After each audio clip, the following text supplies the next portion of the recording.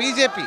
ಹೌದು, ಒಟ್ಟೊಟ್ಟಿಗೆ ಹೋಗಿದ್ರೆ ಇಷ್ಟು ಇದು ಎಕ್ಸ್ಪೆಕ್ಟ್ ಮಾಡಕ್ಕೆ ಆಗ್ತಿರ್ಲಿಲ್ಲ. ಹೌದು, 28ರಲ್ಲಿ ನಾವು 19 ಸುಮಾರು ಇದ್ದೀವಿ ಅಂತ ಹೇಳಿದ್ರೆ ಖಂಡಿತವಾಗ್ಲೂ ನಾವು ಲಾರ್ಜೆಸ್ಟ್ ಪಾರ್ಟಿಯಾಗಿ ಕರ್ನಾಟಕದಲ್ಲಿ ಹೊರಹೊಮ್ಮಿದ್ದೀವಿ. ಕಳ್ಕೊಂಡ್ರಲ್ಲ, JDS ಏನಾಗಿದೆ, ಬಿಜೆಪಿ ಲಾಸ್ ಆಗಿದೆ ಇಲ್ಲಿ. ಹೌದು, ಹಿಂದೆ ಇದಕ್ಕೆ ಕಂಪೇರ್ ಮಾಡಿದ್ರು ಕೂಡ ಎಲ್ಲೋ ಒಂದ್ ಕಡೆ ಸ್ವಲ್ಪ ಕುಸಿತ ಕಂಡಿದೆ. ನೋಡಿ, ದಕ್ಷಿಣ ಕರ್ನಾಟಕದಲ್ಲಿ ಬಿಜೆಪಿ ಏನ್ ಕಮ್ಮಿ ಇತ್ತು, ಇವತ್ತು 50 ಕ್ರಾಸ್ ಆಗಿದೆ. ಕಳೆದ ಬಾರಿ 29 ಮಾತ್ರ ಸೀಮಿತ ಆಗಿತ್ತು ದಕ್ಷಿಣ ಕರ್ನಾಟಕದಲ್ಲಿ NDA. ಇವತ್ತು 50ಕ್ಕಿಂತ ಮಿಗಿಲಾಗಿ ದಕ್ಷಿಣ ಕರ್ನಾಟಕದಲ್ಲಿ ಬರ್ತಾ ಇದೀವಿ. ಎಲ್ಲೋ ಒಂದ್ ಕಡೆ ಹಿಂದಿ ಆರ್ಟ್ಲ್ಯಾಂಡ್ ಅಲ್ಲಿ ಸ್ವಲ್ಪ ಮತಗಳು ಕಮ್ಮಿ, ಸ್ಥಾನಗಳು ಕಮ್ಮಿ ಆಗ್ತಾ ಇರೋದ್ರಿಂದ ಸ್ವಲ್ಪ ಅಲ್ಲ, ಬಿಜೆಪಿಗೆ ಯಾಕೆ ನಂಬರ್ಸ್ ಕಡಿಮೆ ಆಯ್ತು ಅಂತ ಕೇಳ್ತೀನಿ. ಅದಕ್ಕೂ ಮುಂಚೆ ಸರ್, ನನಗೊಂದು ಪ್ರಶ್ನೆ. DK ಸುರೇಶ್ ಅವ್ರ ಸೋಲಿನ ಬಗ್ಗೆ ನಾವು ಮಾತನಾಡ್ತಾ ಇದ್ವಿ. ಒಂದು ಅಪ್ಡೇಟ್ ಲಭ್ಯವಾಗ್ತಾ ಇದೆ, ಅದನ್ನ ಗಮನಿಸ್ಬಿಡೋಣ. ಪ್ರಿಯಾಂಕಾ ಗಾಂಧಿ ಅವರ ನಿವಾಸದಲ್ಲಿ ಮಹತ್ವದ ಚರ್ಚೆ. ಸೋನಿಯಾ ಗಾಂಧಿ ಅವರ ಜೊತೆ ರಾಹುಲ್ ಗಾಂಧಿ ಅವರು ಮಾತುಕತೆ ನಡೆಸಿದ್ದಾರೆ. ಒಂದು ಕಡೆ ಸಂಜೆ 5 ಗಂಟೆಗೆ ರಾಹುಲ್ ಗಾಂಧಿ ಸುದ್ದಿಗೋಷ್ಠಿಯನ್ನ ಕರೆದಿದ್ದಾರೆ. ಯಾಕೆಂದ್ರೆ ಒಂದು ಕಡೆ ಚಂದ್ರಬಾಬು ನಾಯ್ಡು ಅವರಿಗೆ ಬಿಜೆಪಿ ನಾಯಕರು ಕಾಂಟ್ಯಾಕ್ಟ್ ಮಾಡಿ ಸಂಚಾಲಕ ಹುದ್ದೆಯನ್ನು ಕೊಡ್ತೀವಿ ಅಂತ ಹೇಳಿದ್ದಾರೆ. ಕಿಂಗ್ ಮೇಕರ್ ಆಗೋದ್ರಲ್ಲಿ ಯಾವುದೇ ಅನುಮಾನವಿಲ್ಲ. ಆದ್ರೆ 48 ಗಂಟೆ ಕಾಲ ಅವರು ಕಾಲಾವಕಾಶವನ್ನ ಕೂಡ ಕೇಳಿದ್ರೆ. ಸುರೇಶ್ ಸರ್, ನಾನು ಕೇಳೋದು ಏನಂದ್ರೆ, DK ಸುರೇಶ್ ಅವ್ರ ಸೋಲಿನ ಬಗ್ಗೆ ನಾವು ಮಾತನಾಡ್ತಾ ಇದ್ವಿ. ಈಗ ಡಾಕ್ಟರ್ CN ಮಂಜುನಾಥ್ ಅವ್ರು ಹೇಳಿದ್ರು ಹೃದಯವಂತ, ಹಾಗಾಗಿ ಅದನ್ನ ನೋಡಿ ಗೆಲ್ಸಿದ್ದಾರೆ ನನ್ನನ್ನ ಅಂತ.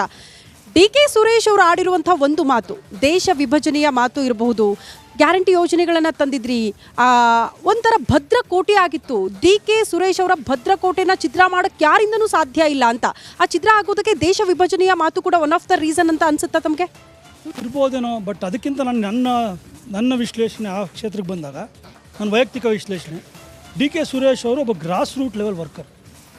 ಅವರು ನಿಜವಾಗ್ಲೂ ದಿನನಿತ್ಯ ಜೀವನ ಜನಗಳ ಮಧ್ಯೆ ಕಳೆಯುವಂಥ ವ್ಯಕ್ತಿ. ಆದರೆ ಇಲ್ಲಿ ಎಲ್ಲಿ ನಾವು ಡಾಕ್ಟರ್ ಮಂಜುನಾಥ್ ಅವರು ಸುಮಾರು ವರ್ಷದ ಅವರ ಸೇವೆಯೂ ಇದೆ. ಯಾವುದು ಜಯದೇವ ಹಾಸ್ಪಿಟ್ಲಲ್ಲಿ, ಅದು ಅವ್ರ ಕೈ ಹಿಡಿತಾ, ಜನರು ಅವ್ರ ಪರ ಒಲ್ದ್ರ, ಅದ್ರ ಬಗ್ಗೆ ನಿಮ್ದೇ ಸಹೋದರ DCM ಬೇರೆ, ನಿಮ್ಮ ಭದ್ರಕೋಟೆ, ಗ್ಯಾರಂಟಿ ಯೋಜನೆಗಳು ಇಷ್ಟೆಲ್ಲ ಇದ್ರೂ ಕೂಡ ಸೋಲಾಗುತ್ತೆ ಅಂದ್ರೆ ಇದು ಒಂಥರ ಮುಜುಗರ. ಎಲ್ಲ ಸೇರಿ ಸೋಲ್ಸಿರ್ಬೋದಲ್ಲ, ಎಲ್ಲ ಸೇರಿಸೋರು ಅನ್ನೋದ್ರ ಏನ್ ಬೇಕಾದ್ರೆ ಅದನ್ನ ನಾವು ವಿಶ್ಲೇಷಣೆ ಮಾಡಬೇಕಾಗುತ್ತೆ. Anything is possible. ಓಕೆ, ಈಗ ಒಂದು ಅಪ್ಡೇಟ್ ಬರ್ತಾ ಇದೆ. ಕಲಬುರಗಿ, ಬೀದರ್, ರಾಯಚೂರು, ಕೊಪ್ಪಳ ನೋಡಿ, ಖರ್ಗೆ ಅವ್ರಿಗೆ ಭರ್ಜರಿ ಗಿಫ್ಟ್ ಅನ್ನ ಕೊಟ್ಟಿದ್ದಾರೆ. ಈ ಬದ್ರೂ ಸರ್ಗೆ ಒಂದು ಪ್ರಶ್ನೆ ಕೇಳಬೇಕು. ಬದ್ರೂ ಸರ್ ನೋಡಿ, ಮಲ್ಲಿಕಾರ್ಜುನ್ ಖರ್ಗೆ ಅವರು ಚುನಾವಣಾ ಪ್ರಚಾರದ ಸಂದರ್ಭದಲ್ಲಿ ಒಂದು ಮಾತನ್ನ ಹೇಳಿದ್ರು, ನಾನು ಸತ್ರು ಕೂಡ ಇಲ್ಲೇ ನಾನು ಮಣ್ಣಾಗೋದು ಅಂತೇಳಿ. ಕಳೆದ ಚುನಾವಣೆಯಲ್ಲಿ ಕಣ್ಣೀರು ಹಾಕಿದ್ರು, ಇದು ನನ್ನ ಕಡೆ ಚುನಾವಣೆ ಅಂತೇಳಿ.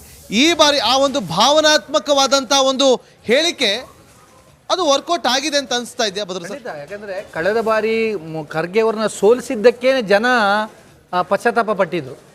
ಒಬ್ಬ ಅಂಥ ದೊಡ್ಡ ನಾಯಕನನ್ನು ನಾವು ಸೋಲಿಸಬಾರ್ದಾಗಿತ್ತು ಅಂತಿತ್ತು. ಆದರೆ ಭಾಳ BJP ಭಾಳ ತುಂಬ ಸ್ಟ್ರಾಟಜಿ ಮಾಡಿ ಅವ್ರನ್ನ ಸೋಲಿಸಿದೆ. ಯಾಕೆಂತ ಹೇಳಿದ್ರೆ ಅವ್ರನ್ನ ಉತ್ತರ ಭಾರತದ ಜನ ಭಾಳ ಅಂಡರ್ ಎಸ್ಟಿಮೇಟ್ ಮಾಡಿದರು. ಅವರು ವಿರೋಧ ಪಕ್ಷ ನಾಯಕರಾಗಿದ್ದಾಗ ನಾಗೇಂದ್ರ ಹೆಂಗೆ ಗೊತ್ತಾ, ಇಲ್ಲಿಯ ಜನ ಅಲ್ಲಿ ಹೋಗಿ MP ಆದಾಗ ಇವ್ರು ಎದ್ದೇಳಷ್ಟರಲ್ಲಿ ಅವ್ರು ಮಾತು ಮುಗಿಸೋರು ಉತ್ತರ ಭಾರತದವರು.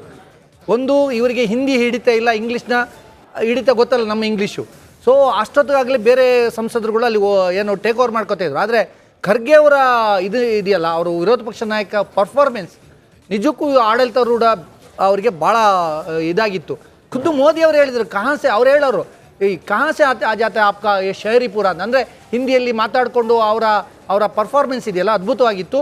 ಸೊ ಅದಕ್ಕಾಗಿ BJP ಏನು ಮಾಡ್ತು, ಇಂಥ ಒಬ್ಬ ನಾಯಕನ ನಾವು ವಿರೋಧ ಪಕ್ಷದಲ್ಲಿ ಉಳಿಸ್ಕೊಂಡ್ರೆ BJPಗೆ ಅಪಾಯನೇ. ಅದು ತುಂಬ ಸ್ಟ್ರಾಟಜಿಕ್ಕಾಗಿ ಭಾಳ ಅದ್ಭುತವಾಗಿ ಅವ್ರನ್ನ ಸೋಲಿಸ್ತು. ಈ ಬಾರಿಯ ಚುನಾವಣೆಯಲ್ಲಿ ಅದು ಸ್ವಲ್ಪ ಅವ್ರ ಮೇಲೆ ಸಹಾನುಭೂತಿನೂ ಕೂಡ ಇದೆ. ಒಂದೇ ಎಲ್ಲೋ ಒಂದು ಕಡೆ ಆ ಕಡೆ ಈ ಕಡೆ ಆದರೆ ಪ್ರಧಾನಿ ಆಗ್ಬಿಡ್ತಾರೆ ಅಂತ ಅನ್ನೋದು ಕೂಡ ಇದೆಯಲ್ಲ. ಏನಾರು ಆಗ್ಬಿಟ್ರೆ ಖರ್ಗೆ ಅವರೇ ಪ್ರಧಾನಿ ಆಗಿಬಿಡ್ಬೇಕು ಅಂತ ಯಾರು ಮಮತಾ ಬ್ಯಾನರ್ಜಿ ಏನಾರೀಗ ಸಪೋರ್ಟ್ ಬೇಕು. ಹೀಗೆ ಮಮತಾ ಬ್ಯಾನರ್ಜಿ ಸಪೋರ್ಟ್ ಬೇಕು ಅಂದರೆ ಯಾರಾದರೂ ಏನು ಇವರು ಇಂಡಿಯಾ ಅಲಯನ್ಸ್ ಏನಾದ್ರು ಅಧಿಕಾರಕ್ಕೆ ಬರುತ್ತೆ ಅಂದರೆ ಖರ್ಗೆ ಅವರಾದ್ರೆ ಮಾತ್ರ ಅಂದ್ಬಿಟ್ರೆ ಇಂಥವೆಲ್ಲ ವರ್ಕೌಟ್ ಆಗಿರುತ್ತೆ. ಒಂದಷ್ಟು ರಾಜ್ಯಗಳ ಅಪ್ಡೇಟ್ ಅನ್ನ ನಾವು ಗಮನಿಸ್ತಾ ಇದ್ದೀವಿ. ಎಸ್ಪೆಷಲಿ ಇಟ್ನಾಳ್ ಸರ್ ಹಾಗೆ ಸಮೀವುಲ್ಲಾ ಸರ್ ನೀವು ಉತ್ತರ ಕೊಡಿ, ಅದಾದ್ಮೇಲೆ ನನ್ನ ಪಕ್ಷದ ವಕ್ತಾರರಿಂದನೂ ಉತ್ತರ ಬೇಕು. UP, ವೆಸ್ಟ್ ಬೆಂಗಾಲ್ ಮರ್ಮಾಘಾತ BJP ಕೊಟ್ಟಿರೋ ರಾಜ್ಯಗಳಂದ್ರೆ ಬಹುಶಃ ಇದೆರಡನ್ನ ನಾವು ನೋಟ್ ಮಾಡಿ ಹೇಳ್ಬೇಕಾದ್ರೆ, ವೆಸ್ಟ್ ಬೆಂಗಾಲು ಪ್ರಶಾಂತ್ ಕಿಶೋರ್ ಅಂತವ್ರು ಹೇಳ್ಬಿಟ್ಟಿದ್ರು BJP ಸಿಂಗಲ್ ಲಾರ್ಜೆಸ್ಟ್ ಪಾರ್ಟಿ ಆಗ್ಬಿಡುತ್ತೆ ಅಂತ ಹೇಳಿ. TMC 31, BJP 10, ಕಳೆದ ಬಾರಿಗಿಂತ ಕಮ್ಮಿ.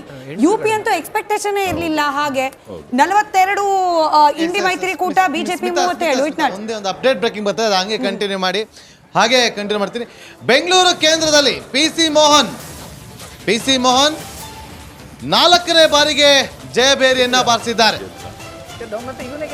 ಮನ್ಸೂರ್ ಅಲಿ ಖಾನ್ ಅವರು ದೊಡ್ಡ ವಿಶ್ವಾಸದಲ್ಲಿದ್ರು, ಅತಿ ದೊಡ್ಡ ವಿಶ್ವಾಸದಲ್ಲಿದ್ರು. ಆದರೆ ಎಲ್ಲೋ ಒಂದು ಕಡೆ ಅದು ವಿಶ್ವಾಸ ಕೈ ಹಿಡಿಯುತ್ತೆ ಅಂತ ಅವರು ನಂಬಿಕೆ ಇಟ್ಟಿದ್ರು. ಆದರೆ ಅದು ನಂಬಿಕೆ ಹುಸಿಗೊಳಿಸಿದೆ. 4ನೇ ಬಾರಿಗೆ ಪಿ ಸಿ ಮೋಹನ್ ಅವರು ಗೆದ್ದು ಬಿಗಿದ್ದಾರೆ. ಅಧಿಕೃತವಾದಂಥ ಘೋಷಣೆ ಮಾತ್ರ ಬಾಕಿ ಇದೆ. ಬೆಂಗಳೂರು ಕೇಂದ್ರ ಲೋಕಸಭಾ ಕ್ಷೇತ್ರದಲ್ಲಿ ಪಿ ಸಿ ಮೋಹನ್ ಅವರು 4ನೇ ಬಾರಿಗೆ ದೊಡ್ಡ ಅಂತರದಲ್ಲಿ ಅವರು ಜಯಬೇರಿಯನ್ನ ಗಳಿಸಿದ್ದಾರೆ. ಇಲ್ಲ, ಕ್ವಿಕ್ ರಿಯಾಕ್ಷನ್ ನಮಗೆ ಕಾಂಗ್ರೆಸ್ ವಕ್ತಾರರಿಂದ ಬೇಕು ಇದಕ್ಕೆ. ಅಂದ್ರೆ ಕಾಂಗ್ರೆಸ್ನಿಂದ ಕಣಕ್ಕಿಳಿದ ಏಕೈಕ ಮುಸ್ಲಿಂ ಕ್ಯಾಂಡಿಡೇಟ್. ನಾವಿಲ್ಲಿ ಜಾತಿ ಧರ್ಮದ ವಿಚಾರ ತರದೇ ಹೋದ್ರು ಕೂಡ ಪಾಲಿಟಿಕ್ಸ್ ಅನ್ನ ನಾವು ಅದನ್ನ ಬಿಟ್ಟು ಮಾತನಾಡೋ ಹಾಗಿಲ್ಲ. ಒಬ್ಬನೇ ಒಬ್ಬ ಕ್ಯಾಂಡಿಡೇಟ್ ಅಂತ ಹೇಳಿ ಮುಸ್ಲಿಂ ಸಮುದಾಯದಿಂದ ಟಿಕೆಟ್ ಕೊಟ್ಟಿದ್ದು ಅವ್ರಿಗೇನೆ ಸೋತಿರ್ಬೋದು. ಆದರೆ ಒಳ್ಳೆ ಒಂದು ಚುನಾವಣೆನ ಅವ್ರು ಎಲ್ಲ ಹೇಳಿದ್ದು ಮೊದಲೇ ಬರ್ದಿದ್ದು ಸೆಂಟ್ರಲ್ನ ಯಾರು ಕನ್ಸಿಡರ್ ಮಾಡಿರಲಿಲ್ಲ. ಆದರೆ ಒಳ್ಳೆ ಚುನಾವಣೆ ಫೈಟ್ ಮಾಡಿದ್ದೀವಿ. ನನ್ನ ಪ್ರಕಾರ ಅವರು ಸೋತಿರ್ಬೋದು, ಆದರೆ ಸೋತು ಗೆದ್ದಿದ್ದಾರೆ. ಇನ್ನೊಂದೇನಾಗುತ್ತೆ, ಒಂದು ಸಮುದಾಯನೋ ಒಂದು ಇದಕ್ಕೆ ಮಾತ್ರ ಸೀಮಿತವಾಗುವಂಥ ವ್ಯಕ್ತಿ ಅಲ್ಲ. ಅವ್ರದ್ದೇ ಆದಂಥ ಕೊಡುಗೆಗಳು ಬೆಂಗಳೂರಿಗೆ ಸುಮಾರು ವರ್ಷಗಳಿಂದ ಇದೆ.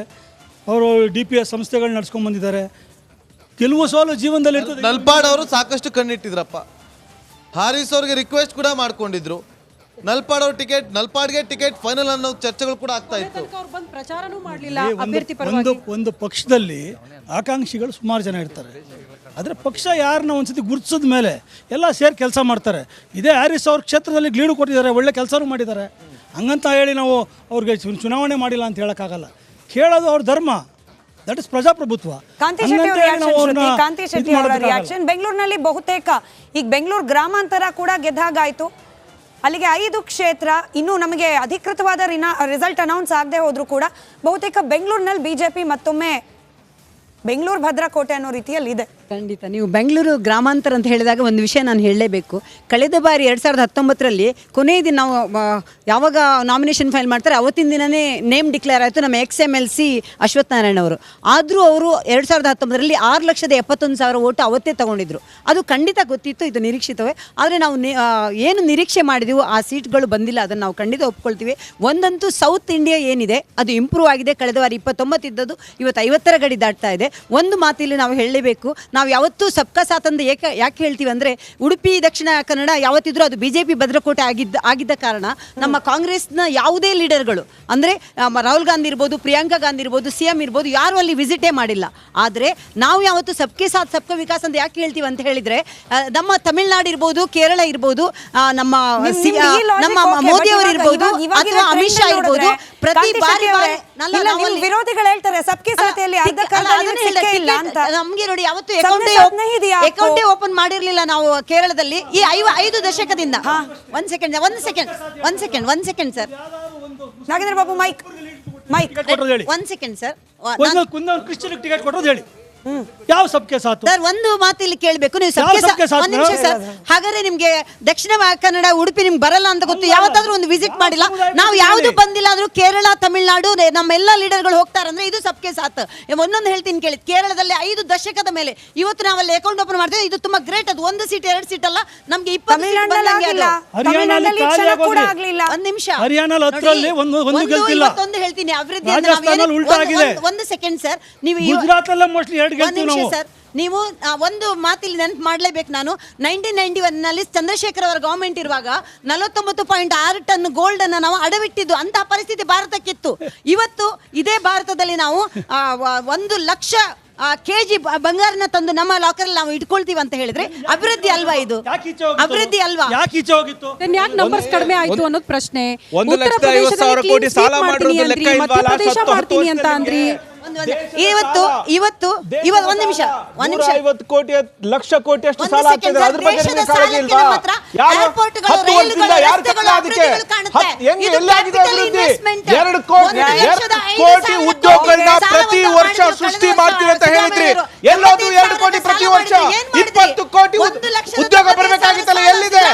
ಬಿಜೆಪಿಯ ಲಾಸ್ಟ್ 10 ವರ್ಷದ ಹತಾಶೆಯಿಂದಲೇ ಇವತ್ತು ಜನ ಈ ತರ ಡಿಸೈಡ್ ಮಾಡಿರೋದು. ಅಲ್ಲಿ ನಿಮ್ಮ ಸಾಧನೆಗಳು ಏನೂ ಇಲ್ಲ ನಿಮಗೆ.